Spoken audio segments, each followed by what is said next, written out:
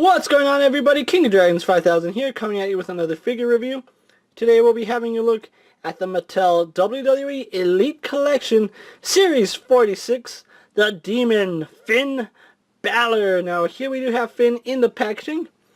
This isn't an error, he's actually packaged facing backwards, kind of like how Batista was in some variants, so you could see the amount of paintwork on his back, and we'll get more into that when we actually pull him out of the packaging. He does come with a piece of the diorama. They're actually giving us this display stands back. On the side we have a nice image of Finn Balor in his demon paint. And on the back we have the image of Finn's back. I said back, but it's a side. Really loving this box. This is a really nice box.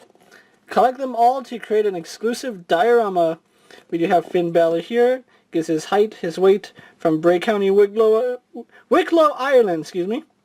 It says his ring attire is from July 2015, but we all know that he wore this at the Beast from the East network special, so that's actually wrong. Signature move, the coup de grace, and the 1916 career highlights, NXT champion, and it's a little early to say, but also the Universal champion.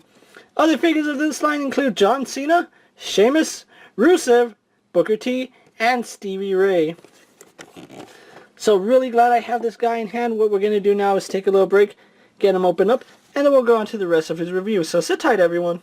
And so here we have Finn Balor posing out of the packaging. Before we get onto the figure, let's actually show off his accessories. You can see he is standing on the display diorama, pulling him off the stand.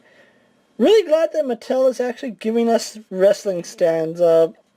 They kind of did it when they first released the Elite figures. We would always get a base. I never was collected them when they did this, but really glad that they did give us a base.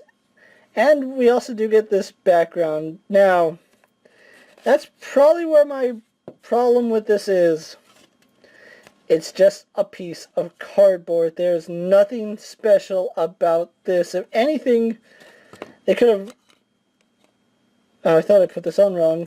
They could have, like, maybe done a little more with the plastic and skip out on this, because I'm worried that this might actually interfere with accessories we get down the line, because this seems like a total dud, but I do like the stand. You can see it does have the logo and a peg hole right here.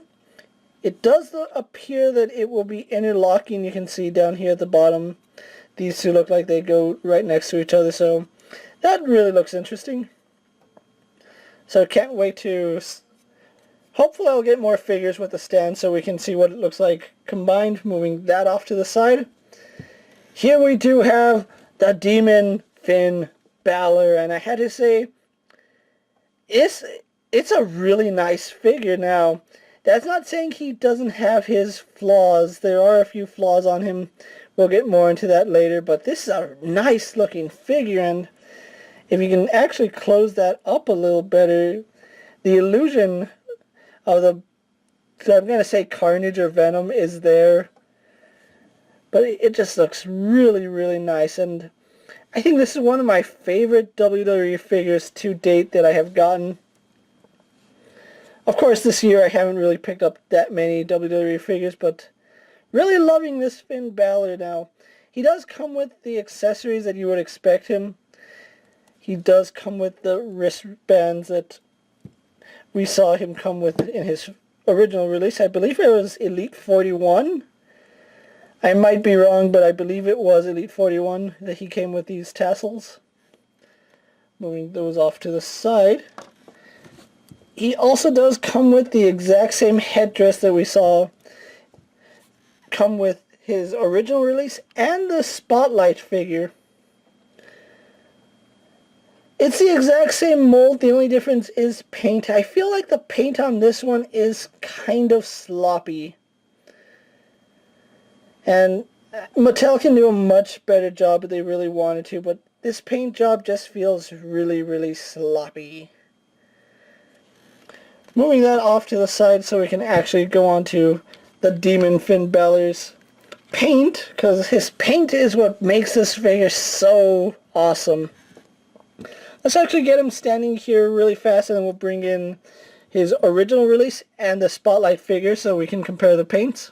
And so here we have Finn Balor Elite 46 pose to the 41 and the Network figure. And as you can see, all very nice looking figures, and still really hard for me to pinpoint which one I like the most. I am leaning more toward the Spotlight figure, but I just love this paint job that they did right here in his torso. This one was really nice for what it was, but these two are just so much better, and I actually like the kick pads on him more. I might, maybe down the road, swap them out, but who knows.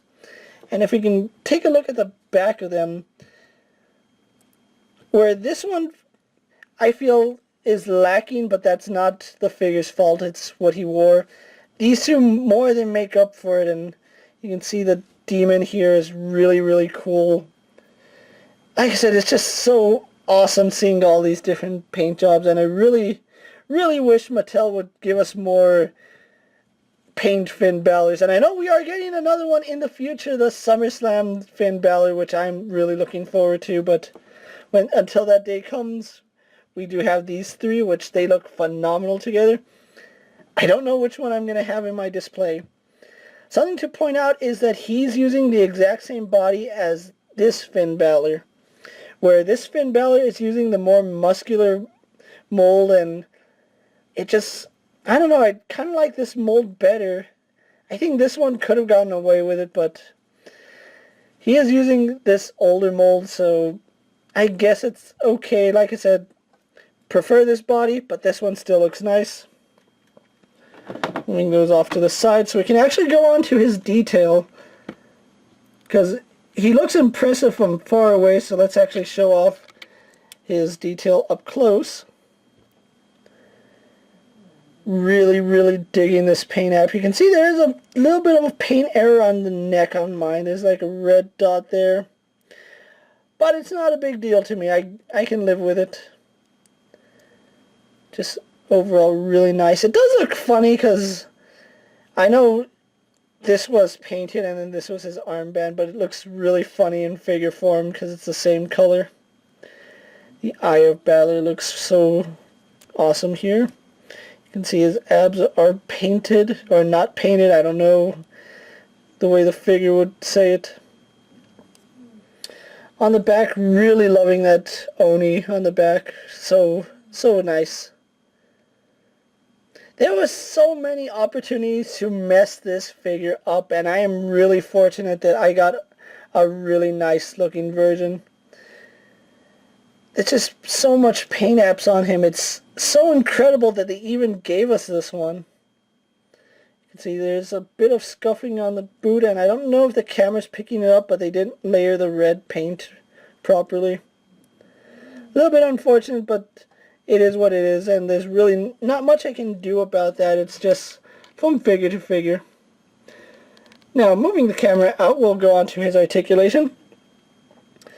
I believe he has the exact same head mold as the first Elite Finn Balor, so that's something to point out. He does have a bulge in the head. He can look up, down, left and right, and then he does have some slight head bobble. So just really creepy looking. It looks like, man, that looks so cool. I'm just messing around with it at this point. Arms on a ball joint go out to about that far.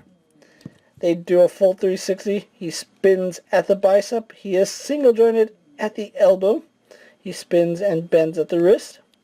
He has an ab crunch which looks back about that far and about that far forward.